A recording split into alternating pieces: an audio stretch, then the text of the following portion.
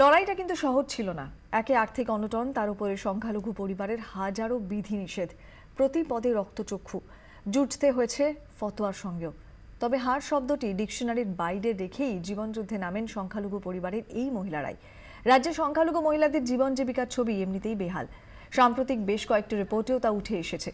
গ্রামীণ ক্ষেত্রে যেমন ৭৮.২% সংখ্যালঘু পুরুষ কোনো জীবিকার সঙ্গে যুক্ত, সেখানে রোজগারে মহিলাদের হার মাত্র ৮.৯%। শহরের দিকে এই ছবি আরও উদ্বেগজনক। এক্ষেত্রে ৭০.১% সংখ্যালঘু সম্প্রদায়ভুক্ত পুরুষ কোনো পেশার সঙ্গে যুক্ত, কিন্তু শহুরে সংখ্যালঘু মহিলাদের ক্ষেত্রে এই হার মাত্র ৭.৭%। সংখ্যালঘু মহিলাদের কাজের হারের দিক থেকে সবার পেছনে দক্ষিণ দিনাজপুর, সবার আগে এক্ষেত্রে মুর্শিদাবাদ জেলা। তবে মালদহ ও মুর্শিদাবাদের রোজগেরে সিংহভাগ সংখ্যালঘু মহিলাই বিড়ি বাঁধার কাজে যুক্ত রয়েছেন। সেখানে এবার পালা কলকাতায় বসে প্রথা ভেঙে বেরিয়ে আসার।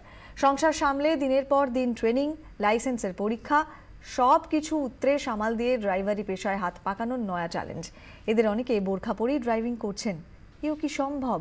প্রতি পদে উঠছে এমন অনেক প্রশ্নই। লড়াই আজও জারি রয়েছে সন্দেহের সঙ্গে।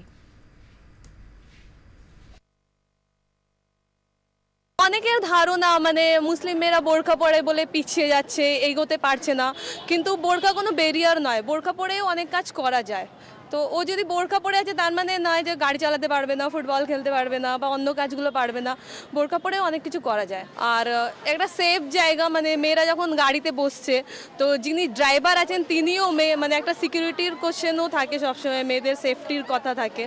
তো ওই সেফটির দিক থেকে ভেবে মহিলা চালক হবে আর মহিলাই বসবে, এরকম একটা গাড়ির পরিকল্পনা আমরা ভাবছিলাম।